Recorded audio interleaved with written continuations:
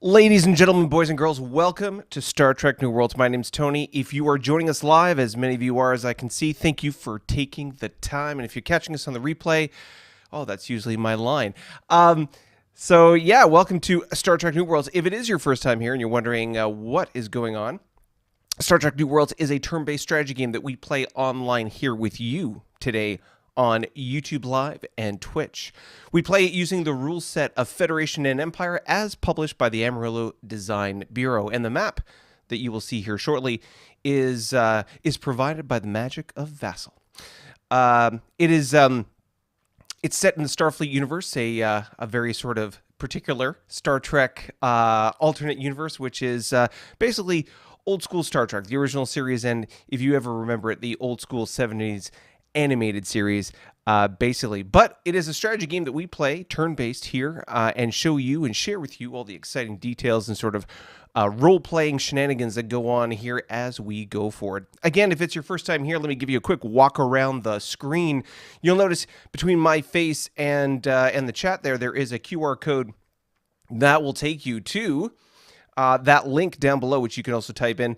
That'll take you over to coffee. And if you like what we do, then please feel free to head over there and fire us a disruptor bolt of caffeine. Comme ça. Oh, that's hot. And help support the channel and help us sort of keep doing the fun things that we're doing here. If you're like David Hansen down there below, then you can join us as a subscriber and help us get towards the magic number of 500 subscribers that unlocks the community tab here for us on YouTube. That's our current milestone and our goal. Hopefully by the end of the year, but December is coming fast. So if you are a fan of this channel, you like what we do, then please, if you haven't already, hit subscribe. And if you are currently watching and you love what we do, then please tell 2 friends and share the news about Star Trek New Worlds. But before I sort of get rolling into the game, what are we going to be talking about today? Well, we should get ourselves to the Galactic news. Machine learning? Activity from the mysterious machines in the center of the galaxy has increased. Juggernaut fleets moved to engage enemy ships in several places. Brackeye, Lassath, and Ravati fleets all moved to attack exploration ships near their base, destroying several and forcing all others to retreat. Are these explorations by the Galactic powers playing with fire? Is that a battleship in your slipway, or are you just happy to see me? Klingons launched the very first battleship in galactic history. This massive vessel boasts unparalleled offensive and defensive capabilities. Some say that the very existence of such a massive warship is tantamount to a declaration of war. Others say a ship like this will guarantee galactic peace for fear of the destruction they could wreak. One thing is certain, naval architects across the galaxy are having to rewrite their books. Wiggling wormholes, more subspace instability rocks the southern galaxy. This time, it is Klingon space that experiences instability in a gravity well. Instead of disappearing completely, the wormhole, Klingon wormhole, moved from its original location in sector Kilo 52 several parsecs away to Juliet 51. Juliet 51. This is the second time this wormhole has changed locations. Many are worried that it may even be unsafe for ships to traverse anymore. Will the Klingon High Command risk lives to find out? Stay tuned. Meet the new boss. In the old Hydran home system, there has been a change of management. Riemann officials lowered the flag for the last time over the worlds of New Transylvania and Vanguard. Now, the flag of the ISC flies proudly over the capitals of these new worlds. Rumor has it that this transfer is the first step in a complete rewriting of the map for the Riemanns and ISC. Are these signs of cooperation or the first stirrings of conflict? Stormy weather? A series of ion storms has buffeted Romulan space, disrupting commercial traffic. Pundits blame galactic warming for the increase in storm activity. Others point out that it makes no sense whatsoever. Whatever the case, if you are traveling in the Western Romulan space, pack your umbrella. Three's company, the ISC, have now joined the Carnarvon and Gorns in sending expeditions to the balkanized northwest of the galaxy. It seems a full-fledged land rush via Wormhole Express is underway. What this means for relations between the galactic powers remains to be seen.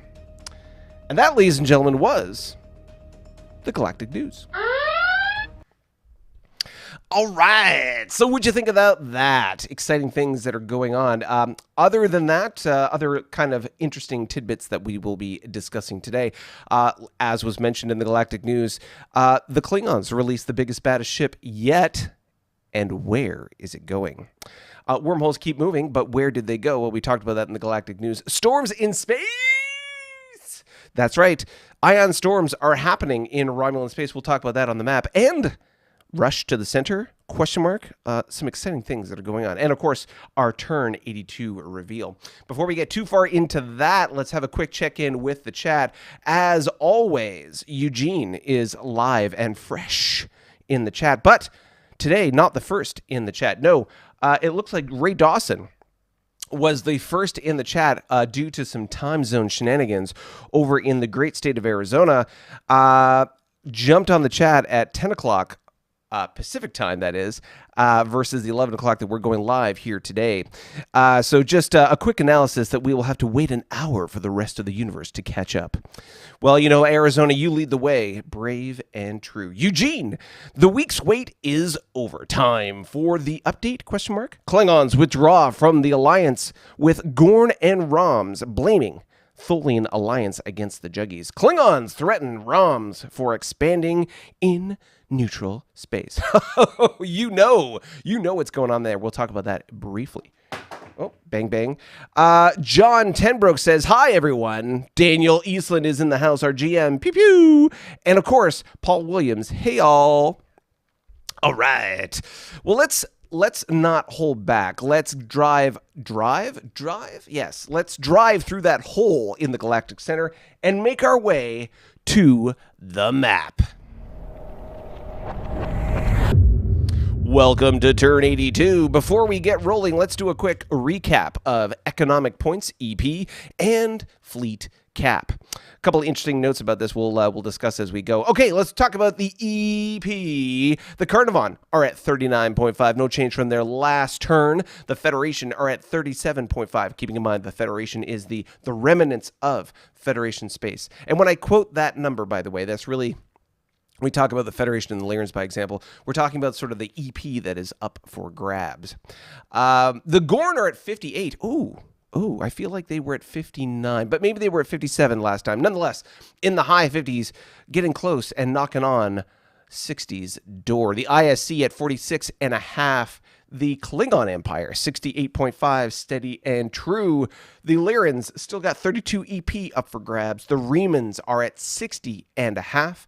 The Romulans, 49.5, just so close to 50. And the Tholians at 62.5.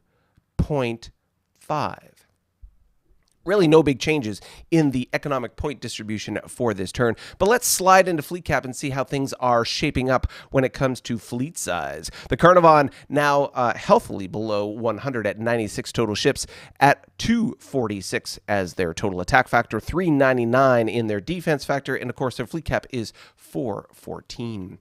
The ISC has 103 ships, so still over 100, with 339 total attack factors and 493 defense, with a total fleet cap of 495. The Klingon have 108 ships, ooh, with that big battleship, with 367 as their attack factors, 432 defense, with a total fleet cap of 456. Obviously, some cripples still lingering about. The Remans at, wow, still 158, biggest fleet in the game. Biggest fleet in the game and second largest economy. That is scary. 458 total attack factors, 597 defense, with a total fleet cap of 625. Wow. Their total attack factors dwarf almost everybody else's defense factors. That is crazy. The Romulans with 80 ships in the fleet, 240 total attack factors and 383 defense, their fleet cap at 387. And lastly, rounding us out, the Tholians at 118 total ships, the second largest fleet in the game, yet only 165 total attack factors and 422 defense. Now, that's an interesting number because with the Tholian pinwheel, amongst other tactics, they can really beef up that number. 422 defense, that is, to make it really hard to get them off a spot. All right. Well, that's exciting and delighting. And now we're going to move into the land rush, or the grab for goodies up in the northwest corner. So as a recap, in case you do not recall, the Federation and Lyran Empires, which were two-player factions in this game, collapsed once those players left the game due to shall we say, intimidation tactics by the other player factions, there we go, in the game. So as per our bespoke rule set to be able to take care of such unexpected player departures, the balkanization rule was put into effect. And that has resulted in the Lyran Empire being basically reduced to these two pockets here. You can see the Red Roos Regency and Lazarus Industries, which are these two little pockets right here. We've got the Lyran Commonwealth, which is this pocket right here, and the I should say three, technically. There is a little border right here, although it's hard to see. The Aran Emergence, which is where First Star's fleet is right there. The Federation by... Whoa, ladies and gentlemen! Somebody has fired a coffee. Let's take a quick sip and... A couple of interesting notes about coffee. You will notice... If you look over there, you will see that the progress bar for our coffee goal has progressed across, and the color has changed slightly. I'm playing with the color a little bit to as a new feature that's available in coffee, so to be able to maybe make it more visible and make it more interesting. You tell me what color you want to see. But we are now 1/3 or 33% along the way to our 1, 2, 3 coffee goal for today. And as I look at the chat, the juggernauts have once again fired a coffee in our general direction. Well, may my AI overlords, may I raise a glass to you. Good God knows you don't need caffeine, but I certainly do. All right. All right, let's talk about these 4 little pockets of Federation goodness. The smallest that I can see is the Cobalt Alliance. You will see that as the one closest to the Gorn over here with the Wycom. The Cobalt Alliance is a tiny little colony, whereas the Kzinti hegemony, a former Kzinti world, is holding itself true with 10th Fleet manning the defenses. Meanwhile, the Soul Confederacy, the wholehearted originating point of the Federation faction, is sitting here sort of well secured from any interference, with lots of fog of war around it. And Hunter's Pride is to the far left. We can see that, yes, there's a number of allusions to the plains hunting pattern, because I think this was a Carnivon planet way back when, maybe, or as a Kzinti. There was a combination of a Kzinti and a Carnivon over there. Either way, ladies and gentlemen, another coffee has been fired. Wow! Jeez Louise, you're getting me excited, everybody. All right, another swig of coffee as we go. Who has fired? Someone has fired a coffee, apparently, according to the chat. So thank you, someone, whoever that was. Let's take another swig of caffeine and get us pumped. Does anyone remember Pump It Up? Pump it up, pump it up, pump it. No, okay, never mind. I know, my 80s music references can be cringe-worthy at times. But nonetheless, Hunter's Pride is making a stand here, as you can see here, the 4 pockets of Federation goodness. Now, with having identified the magic and wonderful, exciting stuff that is available and up for grabs in the hunt for new territory, let's take a look and see who has decided to bridge the gap and transit through the toilet bowl swirl of wormhole goodness that is our cross-galaxy highway. We can see the Carnivon, and we'll start with them, are phenomenally set up to be able to do this. Look at this. We've got Topaz Fleet and a Tug building a base here. Let's just take a look at Topaz Fleet. I'm sure Carnivon. There we are. Carnivon, Topaz Fleet. So, oh my goodness. Let's put that over my head so it's a little bit easier to see. We have a YDN.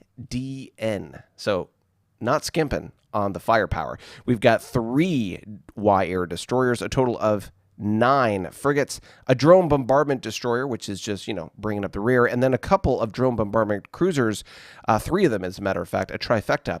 So between the Dreadnought, 3 cruisers, a total of 4 Dreadnoughts, one of them being a drone bombardment, and 9 total frigates, that is more than a little bit of goodness coming through that wormhole. I can only assume that they have the ability to provide supply through a wormhole, hence them being able to build a base on the other side.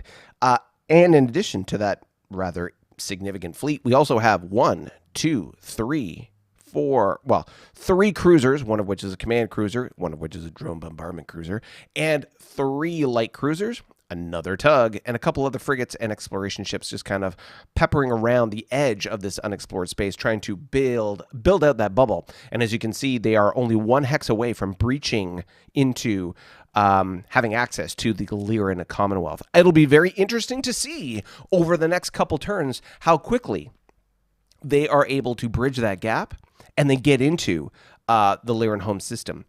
Because, of course, they have some competition. The good, gracious Gorns down here with a mobile fleet. Now, let's take a quick look at mobile fleet by comparison. Wrong button. Mobile fleet, named fleets. Here we are. So, mobile fleet, I know it's hard to see a little bit here. I'll put this over here in the top corner so it's a little bit easier to distinguish. Mobile fleet is the topmost fleet that you can see here. I'll just do that. That's easier to see.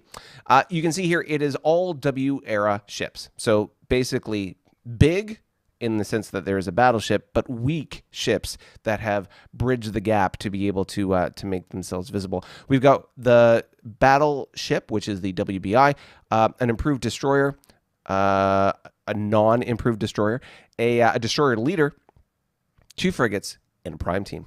Now, I'm sure that's not the major push that's coming through, but rather we have Gorn 5th Fleet here, which of course we shall take a look at as well. Now, I'll put that right under here. Gorn 5th Fleet is it 1 or 2? 2 command cruisers, 2 CLs, a DD, and 3 FFs. So certainly not the same weight of fleet that the Carnivons have brought, but of course, as we saw before, the Carnivon have one of the biggest fleets in the game still. And so they are bringing the weight of their investment through that wormhole. The Gorn have not necessarily. The question will be, who will make a run to the Lyran Commonwealth homeworld first, and if that even is the Gorn's objective. Because, of course, you can see here, we have a colony, 2 colonies, available, both the Airn Emergence and the Kobol Alliance. These 2 factions are open or up for grabs, so to speak. However, let's take a quick look. I'll take away the Carnivons here. Let's take a quick look at the Lyran Farstar's fleet so we can just get a sense of how big or small that fleet may be. So you can see here that we've got CC, CA, CL. Oh my goodness. 3 DDs plus another... and of course, they are repairing ships, however, slowly, because there's only so much economic... so many economic points that the non-player character can generate at any one time. But you've got a frigate, you've got 4 uncrippled, non-crippled destroyers, and 2 crippled ones. We still have a crippled CC, CA, and CL. Those will take a little bit to repair. And of course, these other ships as well. Plus, there is a base on this Hex and a planetary ground base. So if the Gorn are going to attack it, it's going to take a little bit. Then, of course, we have Federation New Fleet, which is its own little kit and caboodle. Federation New Fleet, here we are. So Federation New Fleet is also a CCCA, DD, and 2 FFs with a, this is a theater transport. As you can see here, the USS Wells Fargo. So I think that that is by far the easier of the 2 targets to take, considering. So we'll have to see where and how the Gorn progress. Keeping in mind, of course, that well within this little wormhole, there is also Eagle, which, I mean, they have to explore a little bit, but there's the Paravian planet here, which is a medium planet. And of course, there is a medium planet here via the Federation. So there's lots of opportunity there. We'll just have to see how that goes. So very interesting to see how this is all going to play out from the Carnivon and the Gorn perspective, because there is sort of naturally a little competition going on here, and we'll see how that goes. In addition, we have an interesting incursion, shall we say, by the ISC. Now, the ISC normally have destroyed all Orion bases that they've come across. However, we can see that they've come through this wormhole, and they have not popped this base, which is interesting. There is Second and Judge Fleet. We'll pull that up real quick here. Second Fleet, which we can see is a CC, 2 CLs, and a total of 9 DDs. Not nothing. And the ISC Judge Fleet, which is part of their named echelons. Ooh, goodness. We'll put that over here just so it's out of the way. And Judgment Fleet is a CC and 4 CLs. So that's a total of 6 CLs, 2 CCs, and 9 DDs. So that's more than enough to be able to pop that base and do other impressive things should they so decide. We'll just have to see what happens, because there's nothing really to grab there. It's just a matter of what they want to do. Now, interesting chitter chatter as I swap back to the chat here real quick. Interesting chitter chatter between alliance members. The Klingons and the ISC, shall we say, have a friendly contest as to who can get to the feds first. And because that's essentially the closest territory up for grabs, or known EP up for grabs. The IC can pop through there and then get to the Federation. And so that's going to be interesting, shall we say. However, and we're going to go back to the map here in a moment, But the Klingons are not by any means going to sit back and just let the ISC take the lead on that, because, like we talked about, those Federation pockets have a lot of juicy assets available to them. And let's talk about that real quick.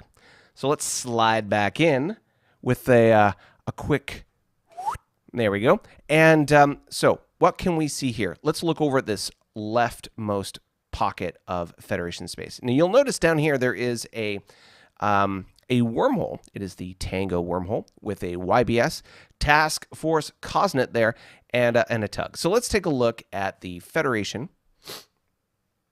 Task Force Cosnet. And what do we got? So we have a YCC, we have 3 YCAs, a CL, a DD, and a total of 6 frigates, as well as a couple prime teams. So that's going to make things interesting.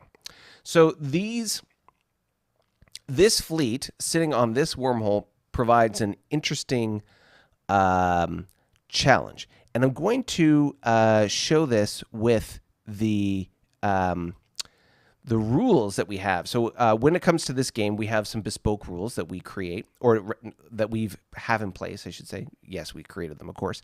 And I just want to cover and discuss what happens when it comes to Wormhole Transit. So it's this rule right here as it relates to 302.24.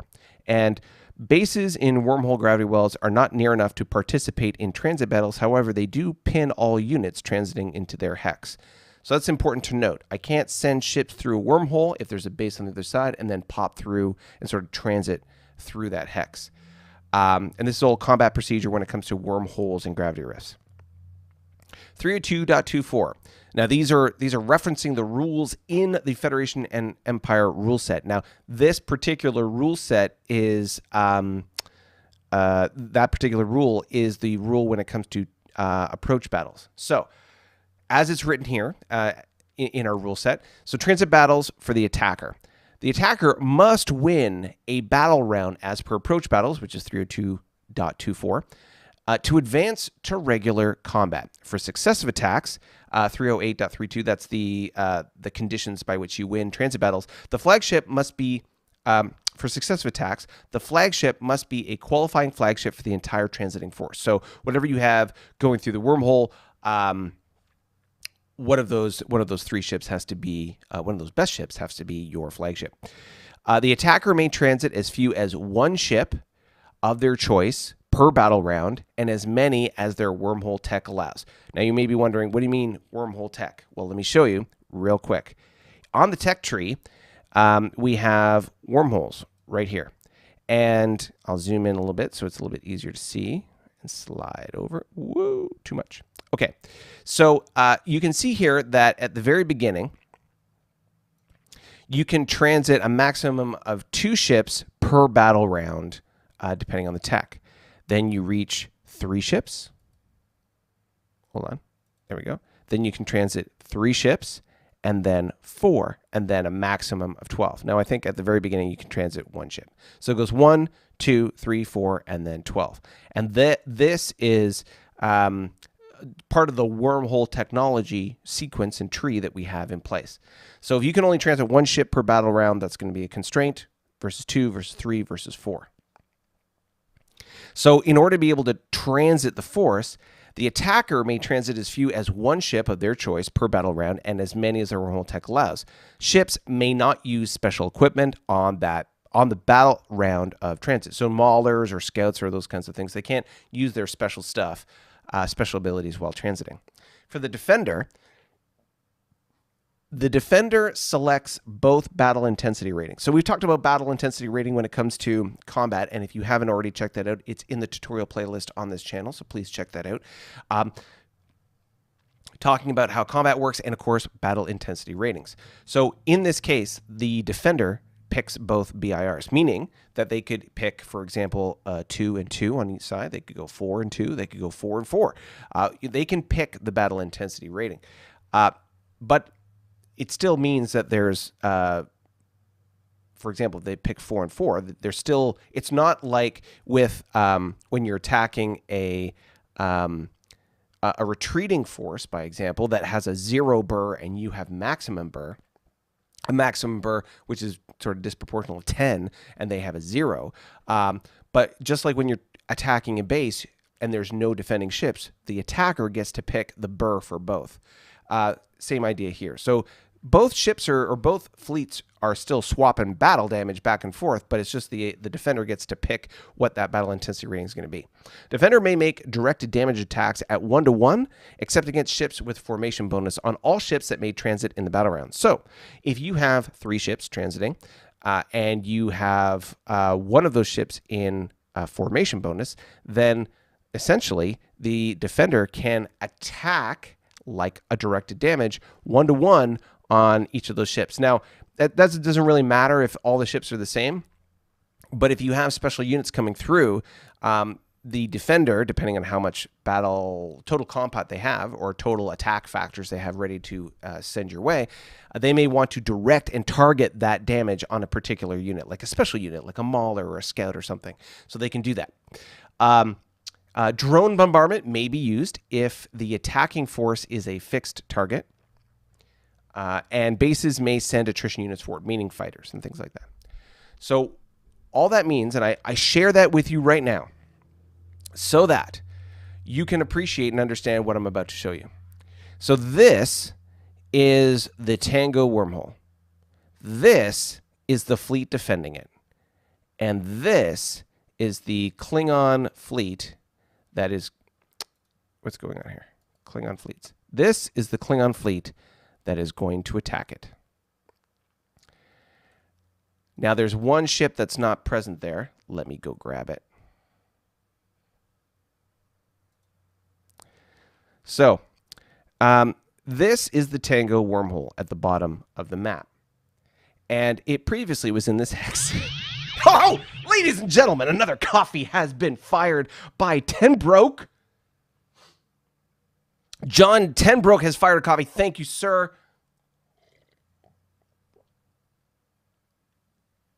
Oh, yeah.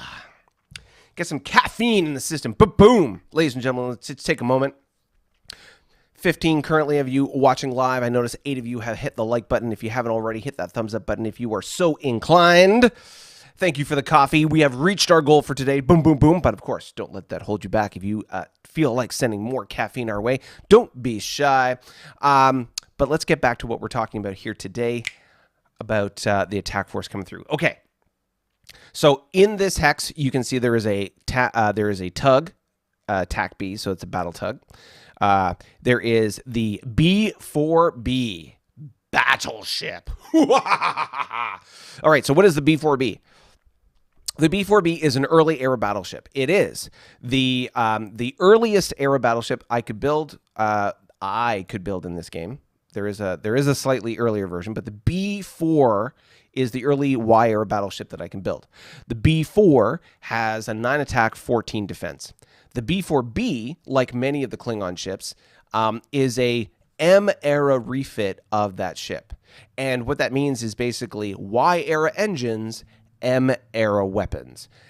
So you've got more attack factor, same defense factor. So 12 attack, 14 defense, and the limitation about this ship is it only moves 4 versus M ships that typically move 6. So it is a 4 movement, 12 attack, 14 defense command platform that can control 10 ships at a time. It is the biggest, baddest ship on the map, ladies and gentlemen, and the Klingons have it. All right, so what are we going to do with this big, bad bruiser of a ship? Well, this ship, the B4B, along with the Tug and Joint Task Force Alpha that you can see here, is going to transit this wormhole. This wormhole is obviously coming out on the other side, and Task Force Cosnet is the thing that we're going to encounter. So let's play this out. Ships are going to transit through the wormhole, and the base on the other side, the Federation base, can't be involved in the defense of that wormhole. But what they can do, because it's not close enough to the wormhole, as we just read out in the rules, but the fleet that's there can move to the wormhole and engage us as we go through. I will share with you some very sensitive information, some espionage, some technological insight from the Klingon Empire. The Klingon Empire can transit not 1, not 2, not 3, but 4 ships per battle round. So let me map this out for you. If you will notice, in Joint Task Force Alpha, we have a combination, a total collection of 15 F4s. F4s are a 3 attack, 4 defense ship. We have a total of 10 E4Ms, which are a 4 attack, 3 defense ship. I got a D4, I got 3 D6Ms, and a D4C. And of course, the B4B. So what are we going to do? Well, we're going to transit the important ships through the wormhole and use the F4s, of which I have many, to be able to screen and shield those ships as we're going through. As we transit 4 ships per battle round, those ships can provide formation bonus to the sensitive ship that's going through. And I've had a conversation with Daniel with regards to making sure that sort of we're mapping this correctly. So, for example, in the rules around transit battles, you need to be able to successfully win, or you need to successfully finish 3 battle rounds in order to progress to the base. Those 3 battle rounds have to, according to the rules, include the maximum number of ships that ship can command. Now, technically, according to the rules, and of course the Federation and Empire rules were never written with the context of wormholes in this way, that means that there would have to be 10 total ships in addition to the battleship, or whatever the command ship is, which would either be the, in this formation, either the D4C, which has a 9 command factor, the B4B, which has a 10, or the D6 or the D7, which has a command factor of 8. So one of those 3 ships needs to be the command ship during one of these transits. So the B4B is going to be the command ship, and as it transits, I have to... It's either 10 ships plus the battleship or 4 ships, because that's the maximum I can transit through the wormhole. So what we've decided, and what we've, after debate, is the maximum number of ships that you can transit through the wormhole based on your technology. So if that's 1 or 2 or 3 or 4 or 12, that's up to you as the attacker. So in this case, I'm going to transit 4 ships per battle round, and I need to be able to do that successively 3 times in order to be able to move the battle from the wormhole to the base. So here's what's going to happen. The B4B is going to transit first with 3 F4s as escort. And the F4s are going to take a beating. The total attack factor that the Federation ships, based on what we can see right now, that they can generate in one turn, one battle round, I should say, is 30 EP, or sorry, 30 attack factors. At the maximum battle intensity rating, which would be a 4 and a 4 plus the 2, that would give them a 50% total BIR factor to apply to that damage. So it means basically 15 damage they would inflict upon me. So F4s cripple after 4 damage and are destroyed after additional 2, so they can soak up 6 damage each. So that's 3 ships that are screening the formation bonus ship, which is the B4B, and they can take a total of 18 damage before the B4B has to take any damage. So the B4B is going to be able to successfully transit the wormhole. Next battle round, D6M is going to transit in formation bonus with 3 F4 screening it. And of course, those 3 F4s are probably going to get crippled or destroyed. Third battle round, another D6M comes through, same thing. And so after 3 rounds of losing most likely 3 F4s each round, we're going to have 9 casualties, but I'm going to have a B4B on the other side of that wormhole and 2 D6Ms.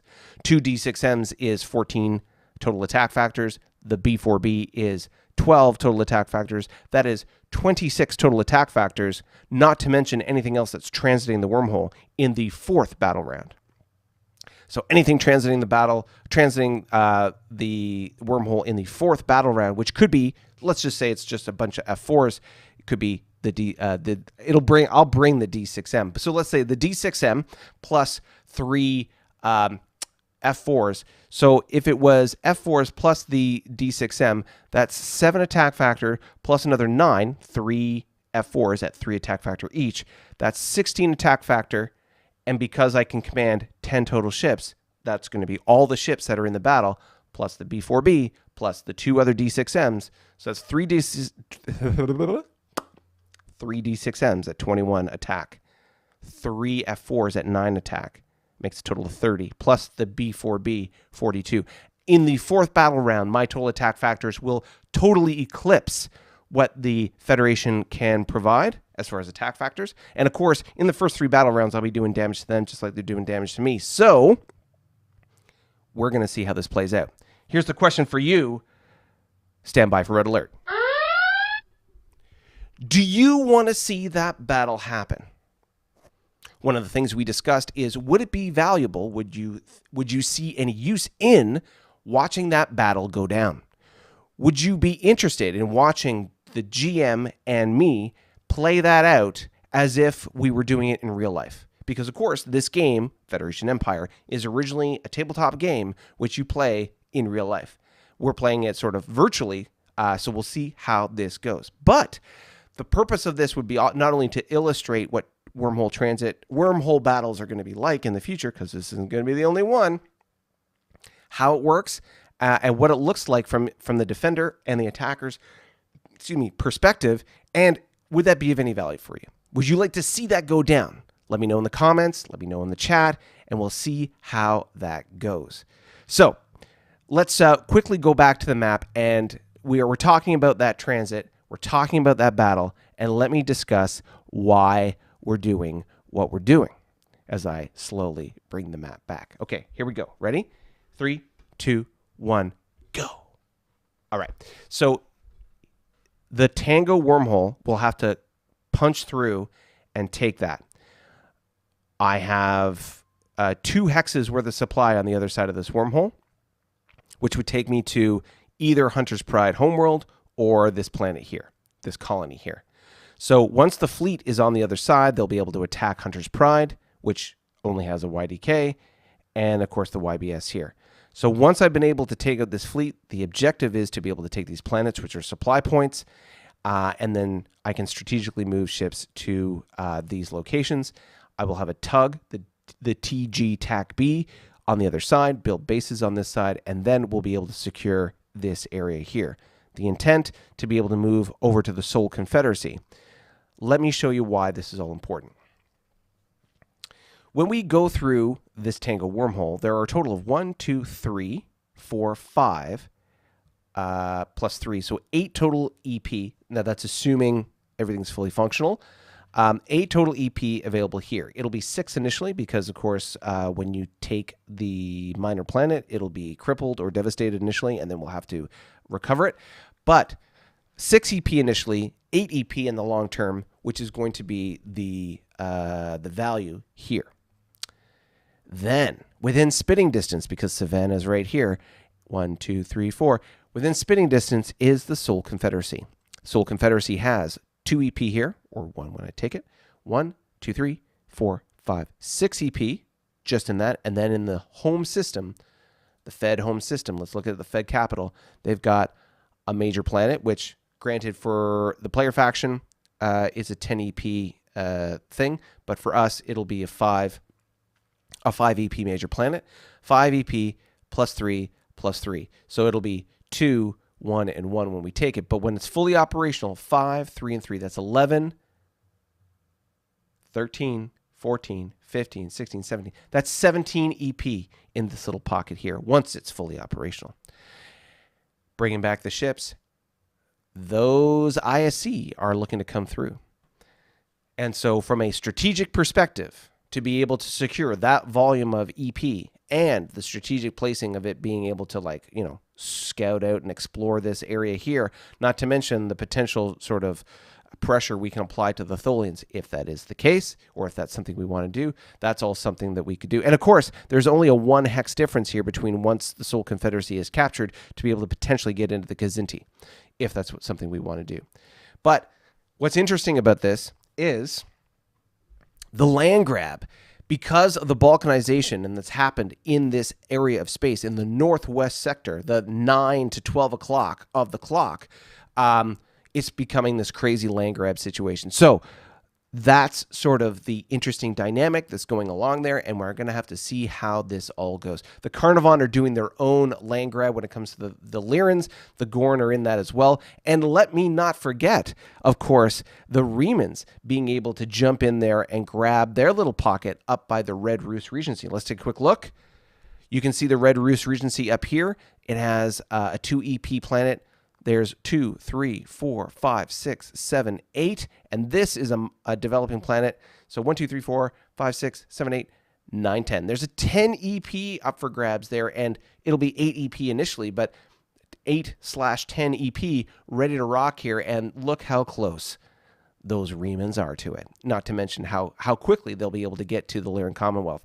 There'll be a rush, so to speak, between the Remans and the Carnivon and the Gorn for the Lyran territory. And of course, the ISC and the Klingons, potentially the Tholians as well, are going to be rushing for the Federation space as well. So we'll have to see how this all pans out.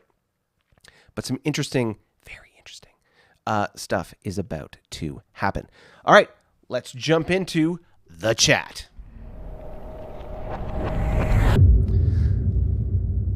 All right.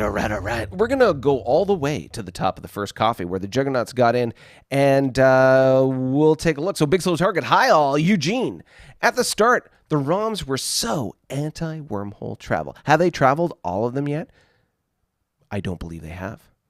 Wouldn't it be nice for them if they could also join in on the land grab? And how is Wormhole Terminus determined?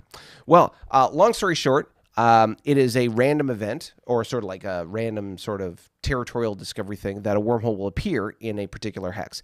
It can happen one of two ways. Either you discover through Fog of War a hex, and one of the topographical things that'll pop up is a wormhole, or it'll be a random event where a wormhole will appear. It's happened either way. Once a wormhole has appeared and a ship transits that wormhole, only then will the terminus of that wormhole be determined, and it's essentially a random roll.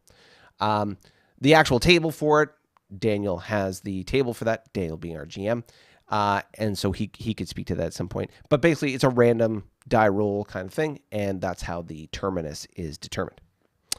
Right, so Big Slow Target. Standard B10 is 20 for both attack and defense, nearly twice a DN.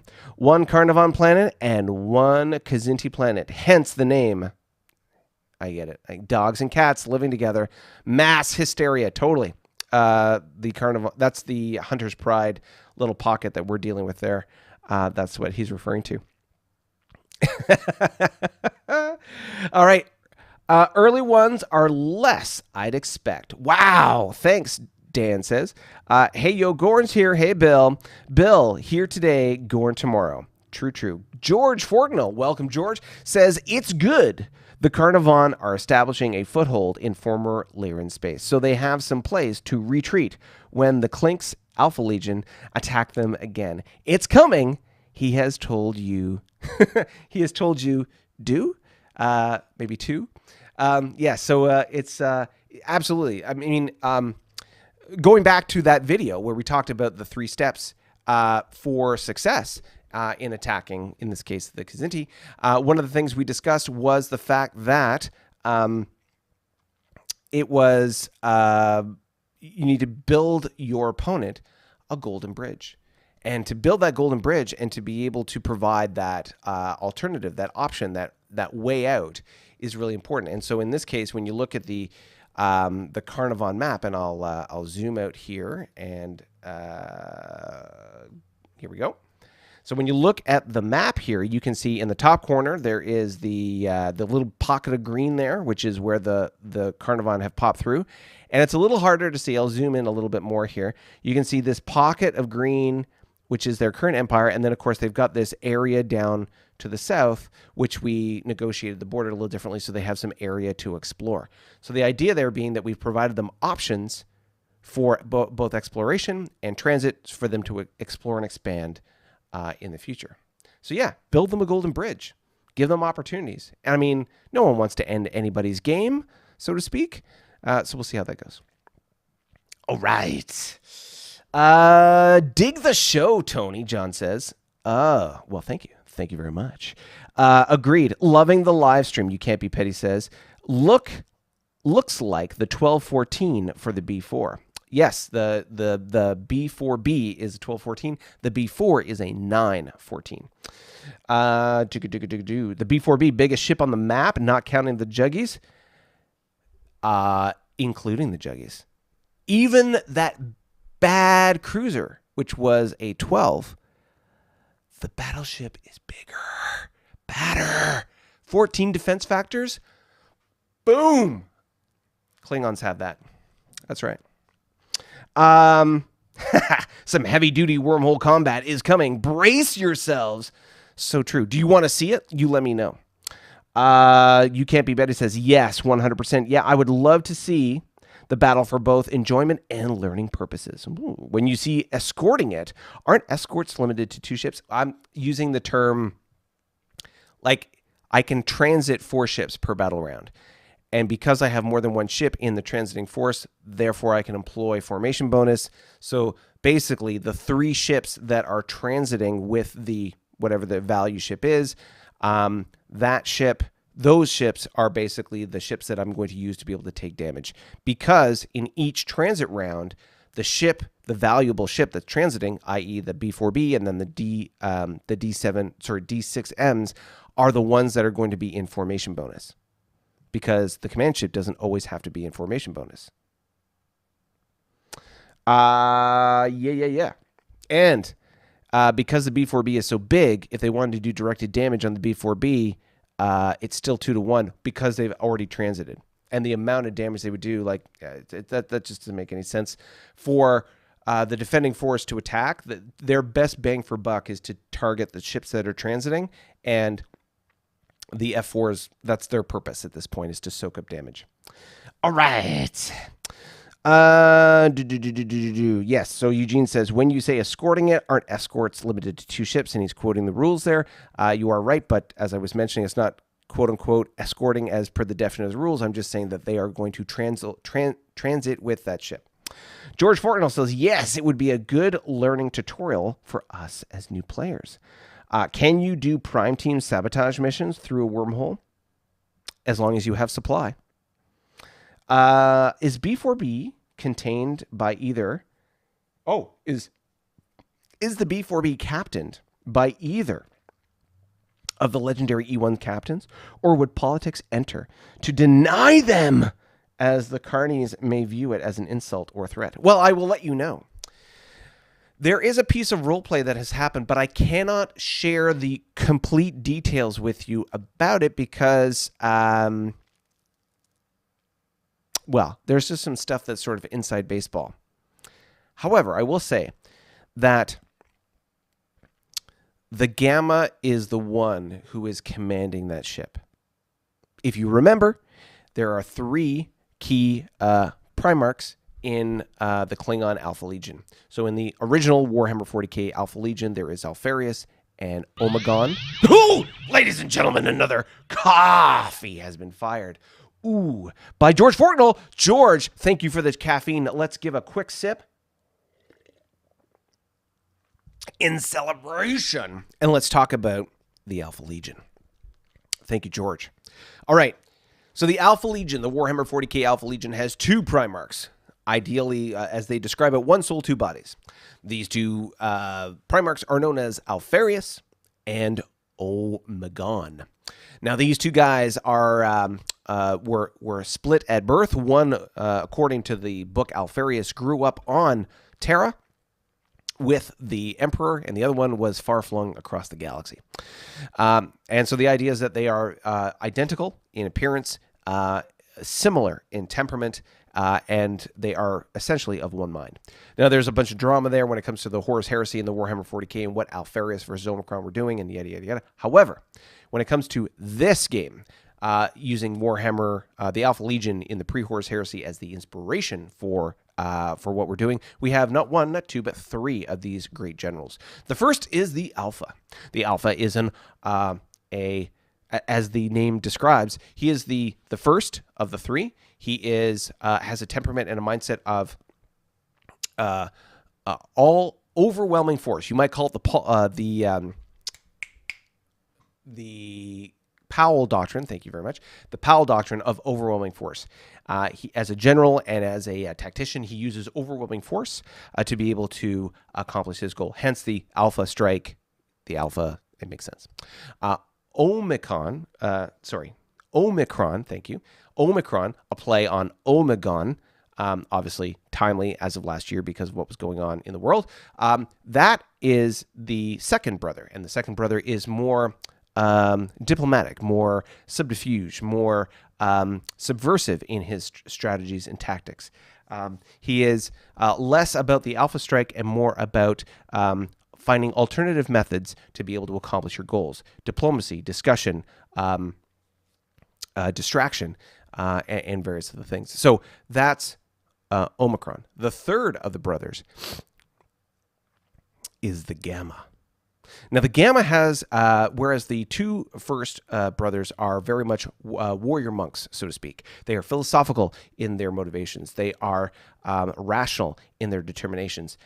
And certainly the Gamma is as well. However, there is an unstable component to the Gamma that is included. And as has been sort of flushed out a little bit in the roleplay, of which if you want to be reading and a part of, I'm sorry, there's some tickling my nose. If you want to be a part of, then you can join us on our Discord channel by heading over to that coffee QR code and or link, and you can join us as the coffee and Discord tier, and you can join us on our Discord channel where we have our roleplay and storyline narratives playing out, as well as all the other witty banter that occurs there. However, so on there, we shared some of the story roleplay stuff that was going on back and forth, and so the Gamma is, as opposed to the philosopher warrior monk, which is looking internally for motivations and drive and reasons and direction for life, the Gamma is spiritual in nature. He sees and hears inspiration, motivation external to himself, and it's taking on a ritualistic manifestation. For example, whereas the first two don't carry trophies, the Gamma does. He carries the skulls of his fallen enemies around his utility belt. He engages in ceremonial burning incense and praying and various other things and looking for external motivation and stimulation as to why he's doing what he's doing. He has an inherent drive and need for battle and conquest. And this really comes from the god Khorne in Warhammer 40K. So what this looks like, we'll have to see. However, the god Khorne in the Warhammer and Warhammer 40K universe is not only the god of battle and bloodshed and all those things, but he's also the god of order. And very much sort of like the samurai philosophy of life, they're very compatible in that regard. So like skulls for the skull throne, blood for the blood god, which is the chant of the of Angron's, what's the name of that legion? They used to be called the War Dogs. Anyways, Angron's legion in Warhammer 40K, the Chaos Marines, they make that chant. And in this example, in this context, the Gamma is very much motivated by that. He's driven with a sort of a bloodlust, not a bloodlust, but a need to establish dominance, order, and a thirst for battle, which ties into the Klingons, right? The Klingons are a warrior race. It's all about honor and glory through battle and things like that. So it very much ties in that respect. Not the butcher's nails crazy, homicidal, psychopathic version of this, but rather a much more honor-driven, rational, and ritualistically motivated version of that, which is the order, stability, and the need and the drive for honor and glory in battle. So that's sort of the rationale behind the Gamma. And because the Gamma is the third of the three brothers, he incorporates aspects of both. So while he is a proponent of both the Devious and the Alpha Strike, he does one thing. So one of the things that he did, and this was presented in dialogue and the diplomacy between the Carnarvon and the Klingons, because the Gamma was the one leading that campaign.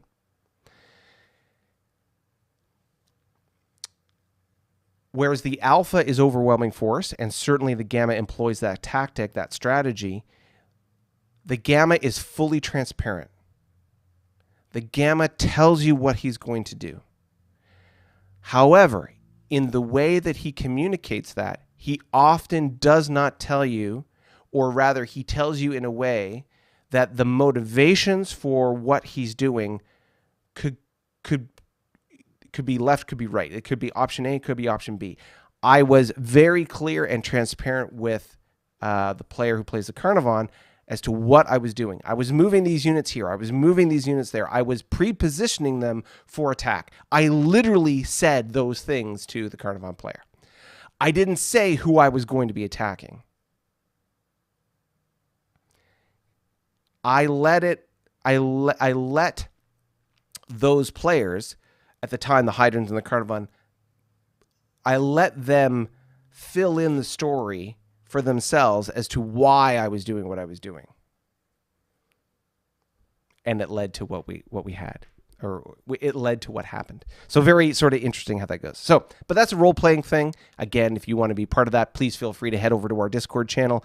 Head over to the coffee link there down below, and you can join us on our Discord channel and talk about that stuff too. So, right, so that's the Gamma. We talked about the Alpha, and we talked about Omicron, and that's sort of what's going on in that respect. So, there's a lot there. What else we got here? I see Dell's got an evil laugh. Really enjoying the program. We have embraced our past, Dell says. We once again move in the shadows. Yes, of course, Dell. Of course. So, let's digress from the narrative, the story, and all the fun-loving stuff, and let's do a quick turn overview and talk about what is going on. So we talked about the land rush and what was going on. Let's jump into and talk about the different factions on the map. All right. So here we can see we've got Big Red being the Tholian faction. So what's going on here? We know that this stabilized SC3, size class 3, is a battle station of bats. So this battle station is obviously still there. And then we have Bracky Fleet, and Raider 1 here on this starbase. The starbase, 36 attack and defense. Oh my God. Okay. Let's show you what's there. Minor empires. Didn't see this before, didn't pull this up before, but these are the fleets. So Bracky Fleet, you can see here, is a CL, which is an 8 attack, 8 defense, 2 destroyers, and 3 frigates. They also have Raider 1 fleet, which if we pull up Raider 1 fleet is a CA and a CL. So they have a total of 2 CLs, a CA, which is a 12 attack, 12 defense, and it's a Mauler. And then you've got 2 destroyers and 3 frigates, plus the starbase. I don't think anyone's taken this particular hex anytime soon. I don't know how and or what they may move to be able to support this BATS station, but I have a feeling that the Juggernaut faction will reach out and pop bases. Maybe, we'll see, that they may reach out and pop bases as required. What do we got around here, though? We've got the Tholians have 2nd Fleet, so we got 3, 6, 9 CPCs, which are those sort of tugs.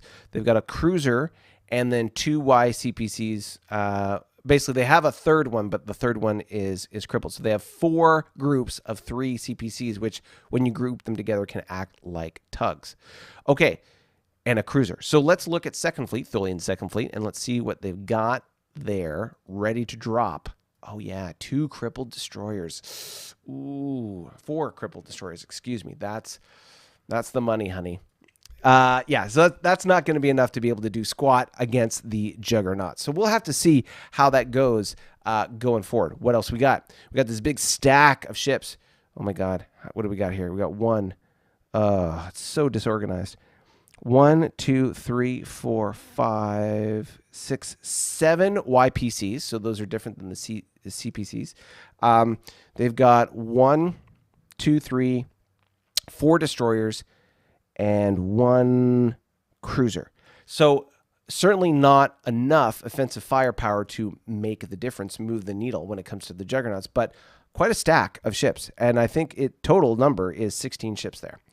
And then 3rd and 314th Battle Squadrons. So let's look this up. 3rd Fleet. There's the big fleet. And then 314 Battle Squadron. Let's look at this up. Battle Squadrons. All right. Okay. So, that's under my head. We'll put that here, and we'll put that here. Okay. So this is 314. 314 is the bottom one here. I'll just slide this over so there's no confusion. 314 has a cruiser, destroyer, and a total of, anytime you're ready, Vassal, 3, 4, 5, 6, 7 YPCs.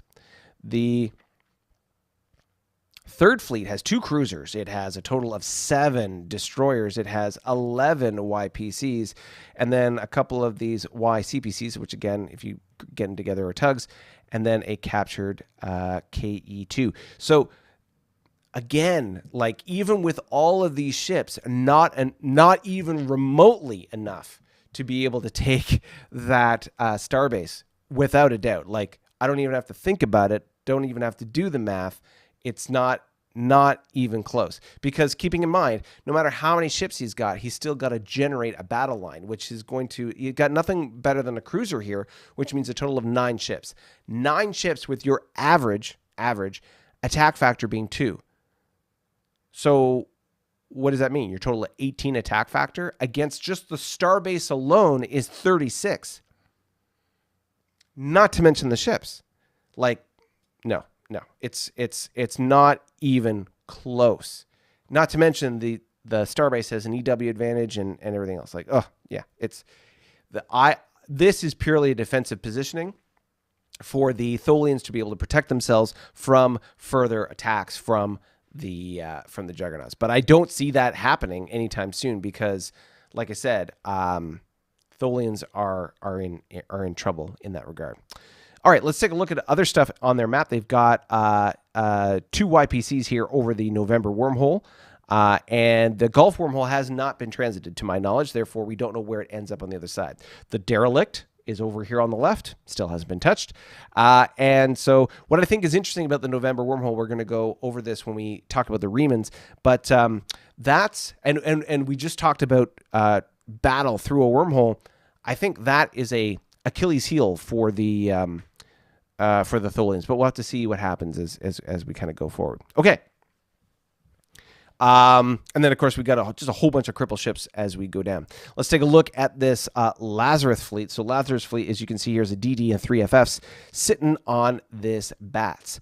Well, what do we have in the area? We have nothing from the Tholians that can really reach. We've got home fleet and a bunch of, well, that's not going to do anything. YDD, YSRs. YSRs aren't going to do anything in that battle. And then DD. So let's take a look at the Gorn home fleet.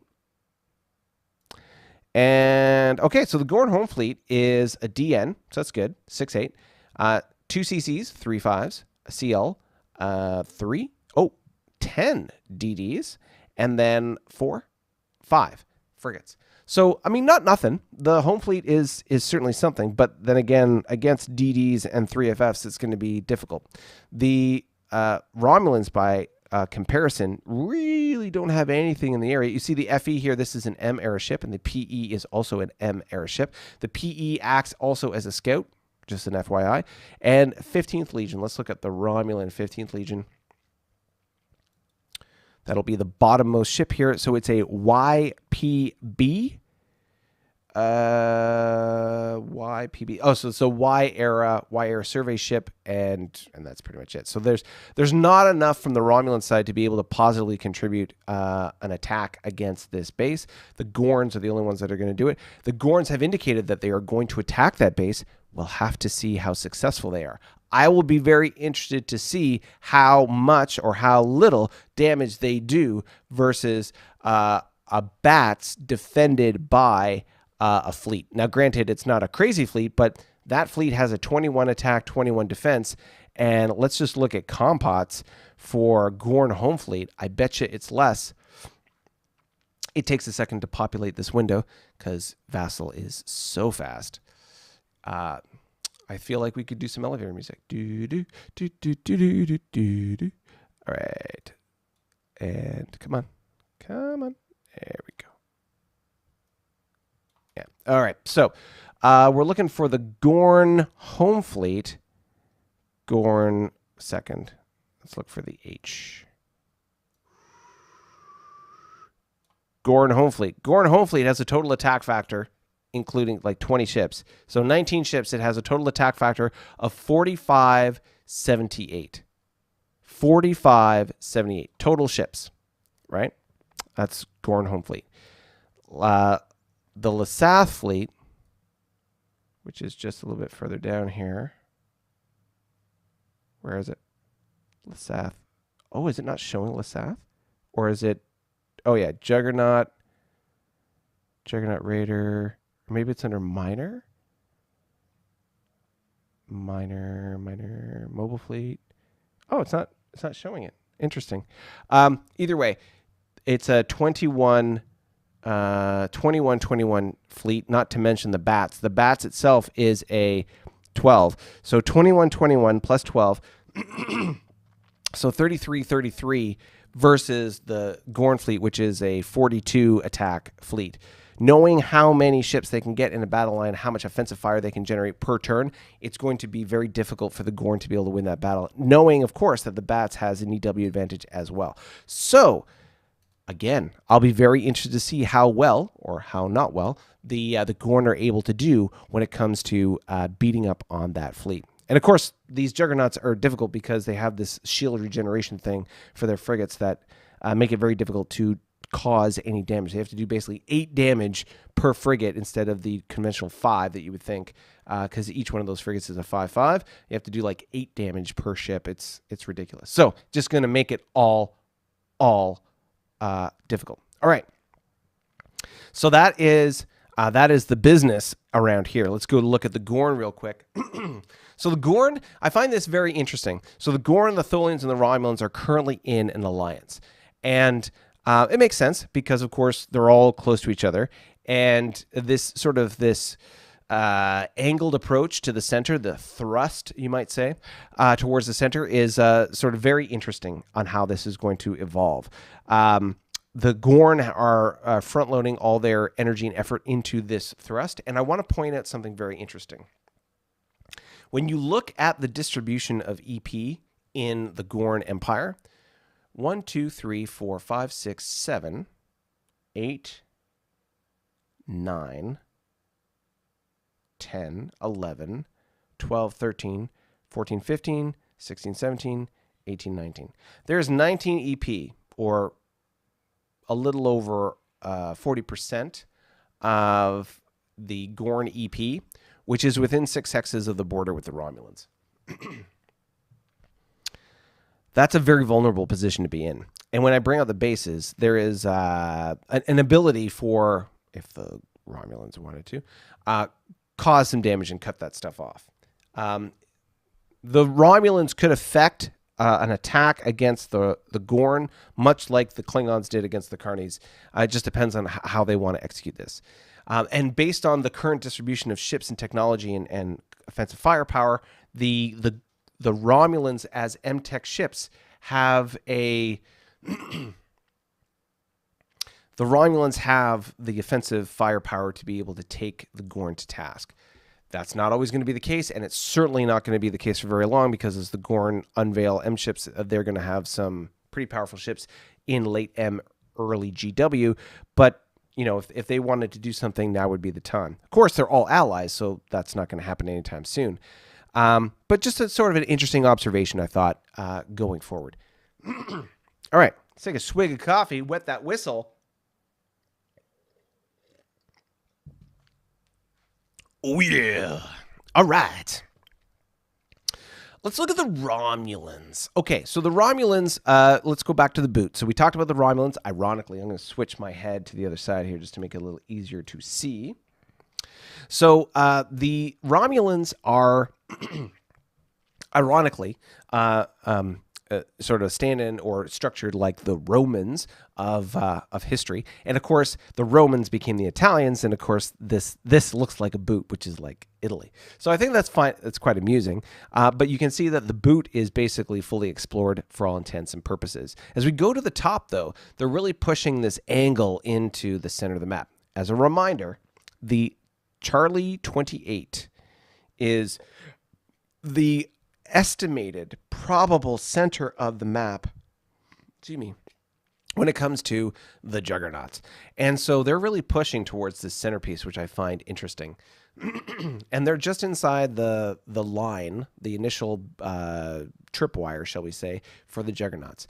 Now, the juggernauts have a Ravati fleet here. Let's just pull that up real quick. Ravati fleet is a CL, 2 DDs, and 3 FS. Sorry, I got to clear my throat.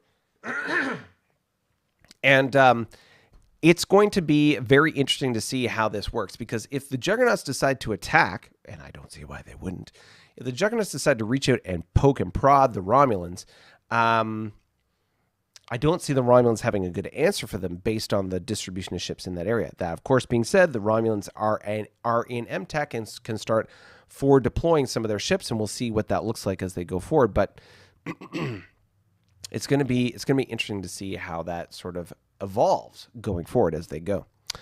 Again, along the border here between the Romulans and the Klingons, despite our border disputes, there is trade going back and forth. This YCOM has actually been dispersed, and there's trade going back and forth between these two parties. So it's all looking good in the hood, so to speak. We talked about the Klingon Empire. So we, as a recap, we talked about the transit through the Tango Wormhole. We can see that that's going to be happening this turn, going into turn 83. And we've got some interesting sort of happenings near the top of the map. So as you can see here, we'll take away the ships real quick. We've got the column of bases that's going up. We have a new base going on being installed right there. And as we bring back the ships, you can see that we've got a group of ships exploring and pushing in towards the center. We know that this base right here, this is the perimeter or the tripwire for the Juggernauts. Now we know what this is. This is one of these bases, right? So we've got ships in the area that could poke in and destroy that base if need be, possibly. And so we'll see what this looks like. We got some Orions sort of in the area, but it'll be interesting to see what happens with the Juggernauts, their bases, and the interaction between the Klingons and the Juggernauts. I will say there is a potential plot point that will, I don't know how it's going to unveil because it's a role-playing piece, and so we're going to have to see how this goes going forward, but I'm going to be very interested to see how the next 10 turns or so go when it comes to this interaction with the Juggernauts. It's going to go, it could potentially go, I guess, one of three ways. One, all-out war, just like everybody else. Two, there could be some kind of dramatically different approach between the Klingons and the Juggernauts, and or three, it could start off one way and then go the other way. So I mean, who knows? But I'm depending on what happens from the role playing perspective as we're going forward, I'll be very interested to see what happens. All right, so that's going on there. We talked about the activity with the Carnivon as far as the going through the wormhole and pushing through. That's really their main push at this point. You can see that they've got a destroyer carrying an R&D team and a diplomat to on its way to the Klingon homeworld. And fair enough. I'm cool like that. No problem. Let's go do that, and let's have fun with each other in that way. So we'll the ship will come this way. We'll go do that, and we'll see how that goes going forward. But I think just as I've got good R&D relations with the Romulans, I think we could get some good R&D relations with the Carnivon, and we could get some good back and forth there, especially like with my neighbors, having good relations with my neighbors like that. I think that's good. So So that's the Carnivon. We go up to the ISC. The ISC, as we talked about in the Galactic news, have swapped out ownership of the former Hydran capital. We go to the Hydran capital here. You can see it's all yellow. It's all yellow. And I think this is going back to what we were talking about before about the sort of the changing of the borders between these factions. So the ISC are setting themselves up for sort of like a more sustainable approach going forward. They've successfully executed their campaign to eliminate the Hydrans, and now they're consolidating the resources and so on as we go forward. And that's good. And I think as long as we can get the ISC to a point where they can recover their economy, they're going to be in good shape. So that's good. As far as fleets and so on, we talked about the fleet cap. They haven't moved any fleets in any particular way that's alarming. The thing I will draw attention to is this uniform wormhole right here. So we can see a large exploration freighter on its way. We've got a tug that's finished a base, and we got Truth Fleet ready to go through. So let's look at the ISC named echelons. Truth Fleet, we got a DN, CC, oh wow. So we got a big fleet getting ready to go through here. So this will be interesting to see if Truth Fleet goes through, what happens on the other side. Again, as a reminder, they've got that Orion base over there, and the ISC certainly have their eye on the Sol system when it comes to the Feds and the big fleet that they have there. Let's just quickly, here, I'll move my head to the other side here. So the Sol Confederacy, the Fed home fleet is big.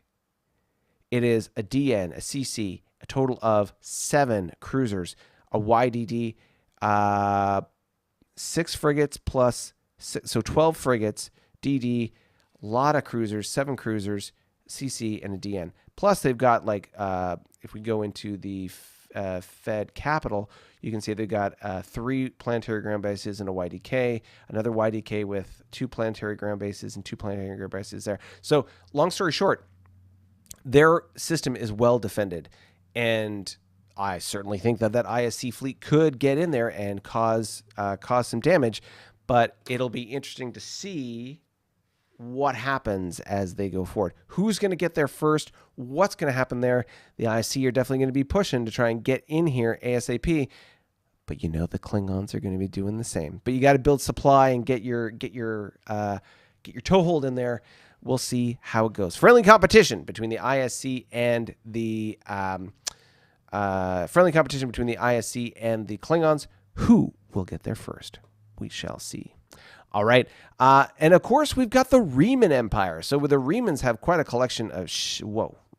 We got there's quite a collection of fleets here.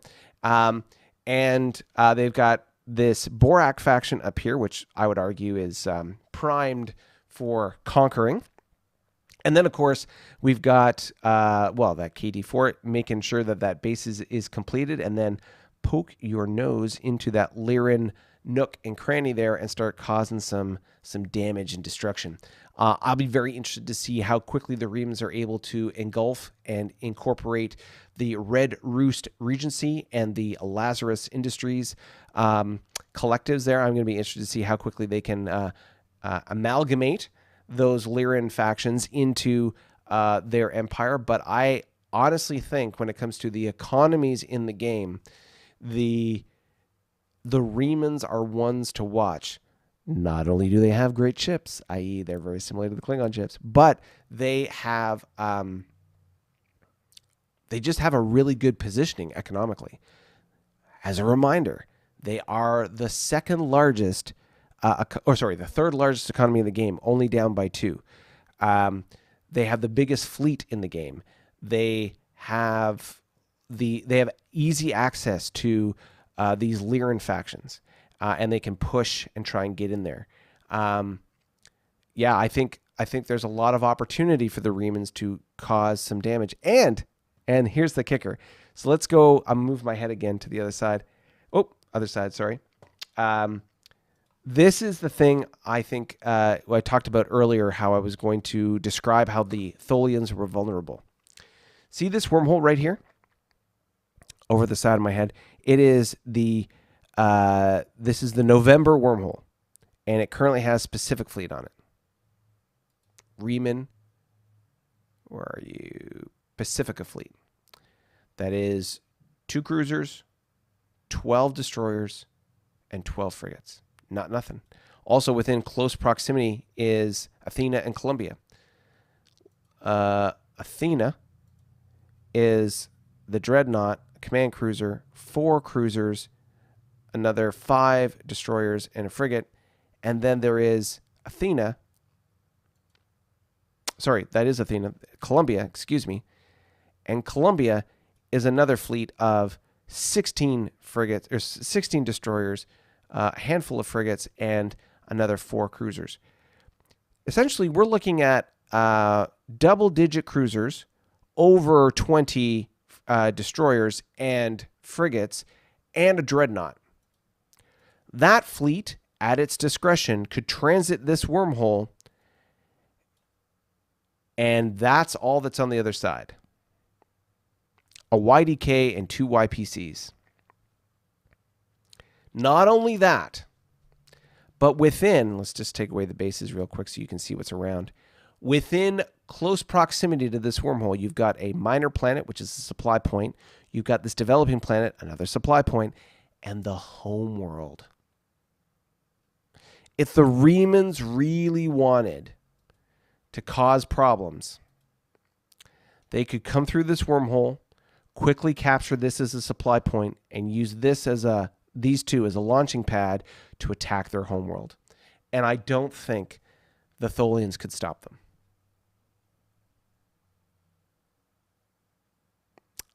Yeah. Mic drop.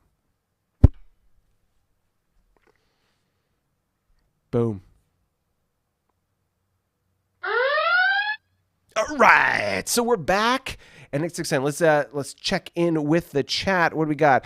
All right, so Eugene, is there a limit on the number of BBs, as in battleships? Can each brother have their own? And are they built with dice rolls, battleship rules, or direct purchase options? All right, let's talk about that. First, yeah, I don't see why each brother can't have their own battleship. 2, how do you build them? It took me 10 turns. 10 turns to build them. And yes, we were using the battleship rules, meaning that you have to spend 5 EP per turn to build your battleship. That battleship represents a 50 EP investment from the Klingon Empire. Oh my goodness gracious. So it took quite a bit to build that battleship. Can you build a battleship slipway? Yes, you can. However, it is a technology that you need to discover. And to be honest, for me, it's a little bit in the future. So it would be faster to slow build another one than build one out of a slipway. However, that being said, the battleship versus the there's the C4B, which is a 8-8 dreadnought, again a Y era upgraded with M weapons, but there is the C6, which is I believe a straight 10, or it might be a 12-12 dreadnought that is something that I tried to do in the last campaign, but there was a challenge around the ship design. So I've engaged in a strategy this time to make sure that I can get it in a reasonable amount of time. What's the ROI on that? I don't know. We'll have to see. There's other things to spend money on, and to be fair, spending 5 EP per turn for 10 turns was quite an investment to get that one ship. We'll see how effective that ship is versus the M ships that I have now. We'll just have to see. I will say I've got some goodies on the horizon that you're going to see in the next couple turns, so tune in to find out. And we'll see what that looks like. I will tell you right now, things are about to get real for the Klingon Empire. We have some game-changing.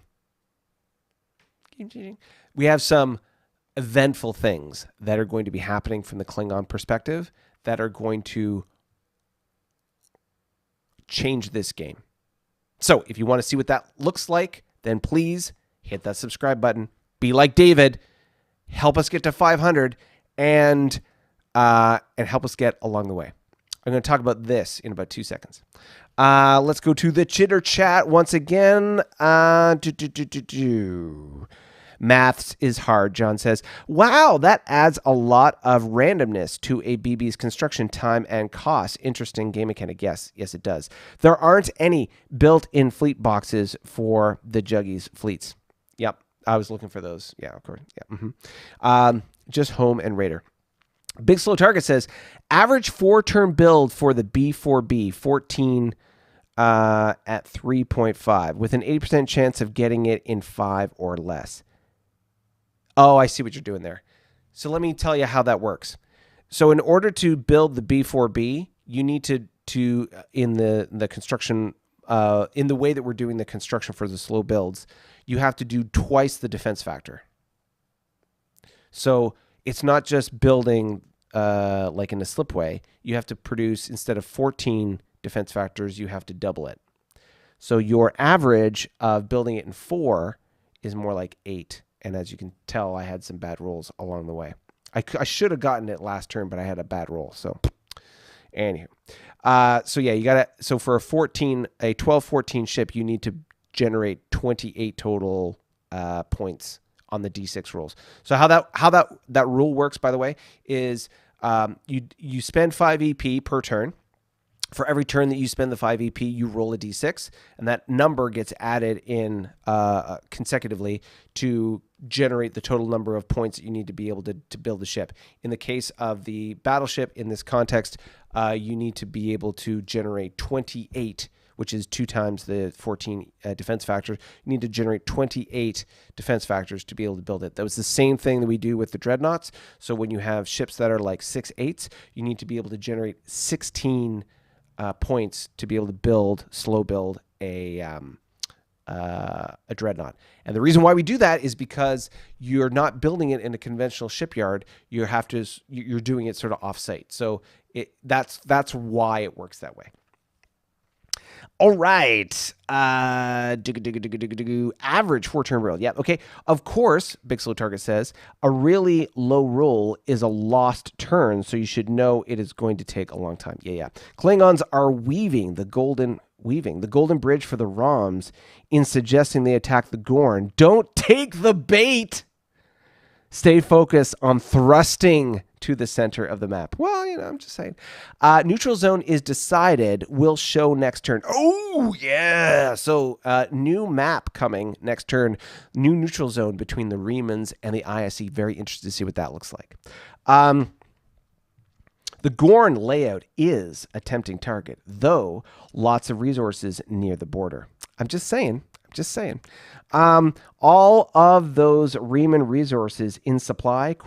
Can they go to their neighbors or the Borak area? Yeah, they're going to have to build more supply in order to be able to get to the Lyrans and certainly the Borak. So I don't know that right now they've got to build out their infrastructure, the Riemans do, in order to better access some of their resources. In fact, I can show you that on the map. We're going to pull up the supply menu for the Riemans, and yeah, so here, let me just go to the map real quick. So this is the supply map for the Riemans. So you can see I'll just take away the ship so it's little, you can see that there's 1 EP that's outside their supply zone, so they can't actually use it. But 1, 2, 3, 4, yeah, if they've got 4 supply, that they can't reach that just yet. And once this base is completed, they'll be able to get into this nook and cranny here, assuming these hexes are not Fog of War. Fog of War interrupts that supply. So there's a little bit of deduction you have to apply there. All right. Daniel Eastland says, Big Slow Target, that's an average of 8 turns. You must accumulate double the defense factors for the ship. Yep, as we were saying. Also, another tempting target for the Riemans attacking Tholian space via the backdoor November wormhole. That's what I was saying. Yeah, I tell you, man, you got to watch out if you're the Tholians because, okay, here's the thing. The Tholians have played the entire game without any conflict. The Romulans fought the Klingons fought the Carnies twice. The Riemans and the ISC fought the Hydrans. The Hydrans and the Carnivon fought the Riemans and the ISC. The Lyrans fought the Remans. The Feds, well, they just disappeared. And the Gorn have had no real fight. So the two factions that have had no... well, I could say the Gorn did get involved on behalf of the Klingons in the Romulan War. So there was that. So out of all the factions in the game, the only faction that has never gone to war status is the Tholians. I feel like we need to make a change to that pattern. I feel like we need to flip the script on that. I feel like we as players need to do something about that. What do you think? All right. Now, I want to talk about real quick something when it comes to those of you who are playing the game and those of you who are interested in playing the game in the future. This, you may recognize, is the logo in the center of the screen. This is one of these patches that we have received. I will be sending these out to all players in the game. All the 10 players, all the 10 players who have played one of the 10 player factions, I will send you one of these. Stand by to receive an email from me asking you for your details as far as like where to mail it. If you are currently a coffee supporter, I will also be looking to send you one of these if you want it. And if you are not a coffee subscriber, as of today, then please consider subscribing. If you join us as one of our monthly support tiers, I will send you one of these as well. The question for you all is, do you know or do you think we should put these up on a website and have them up for purchase?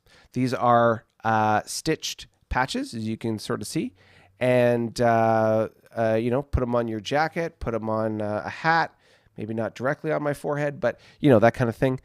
You let me know what you think. They came out pretty well, or pretty good, I think. Yeah, I think they're looking pretty sharp. I would throw them up against the camera, but then they'll go all blurry like that because I don't have autofocus. So that's what she looks like, just like the logo in the center of the map or in the center of the screen.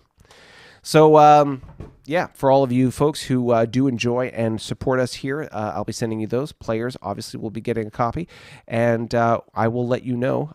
Just need some information from you to mail it to you. The biggest thing is postage, especially for our Australian and UK supporters. Sending it to you is expensive, so it's just a matter of getting it to you in a... Probably it'll take a while to be able to get to you, especially across the pond, and I don't know what the timeline will be from Canada to Australia. I'll have to see. Either way, you let me know what that might look like and if it's something that you guys would be interested in. How much do you think we should charge for a patch like this? Is this a, keeping in mind postage, but do you think this is a $5 patch? Is it a $10 patch? Is it, not knowing the postage, it'll have to include postage sort of inclusive in the price. So whether that's a $5 or $10 patch, knowing that it'll cost a couple bucks to be able to send it to you, depending where you live in the world, you let me know. Let me think. With that said, ooh, I see some more chitter chat. Didn't Tholians fight Remans or Remans attack through a wormhole early in the game? That is true, Eugene. I forgot about that. That is right, because it was such an inconsequential war. But the Remans did pop a base, I do believe. But no substantive change, right? Like we need to get the Tholians into the action. Also, another tempting target, the Remans. Okay. John says, "Cry havoc and let's slip the dogs of war." I think the Remans did attack the Tholians via wormhole during the big war in the East. It is true. I definitely want one of those patches, John says. Okay. Well, John, I'm assuming, John, that you are a subscriber on or a supporter on Coffee. You certainly have sent coffees today, but if you're on the subscription list, I think I can find you. Anyways, players, so on. We'll go from there. Right. So that's the deal with the patches. I'll poke it out and send out those messages. That is, and we will see how this goes. Thank you very much. Oh, there was a polite chat. Yes, Dell, a good polite chat today. No bad things being said. Thank you very much. A great 15 of you joining us here on the live stream, double digits, appreciating it. Please feel free to tell 2 friends, share the knowledge, the love, the good times of Star Trek strategy that we are playing here. And of course, help us get to the big 2-0 when it comes to those of you joining us on the Livestream, joining us live. Yeah, that's it for me today. I will see and talk to you next week. Same bat time, same bat channel. I will see you later.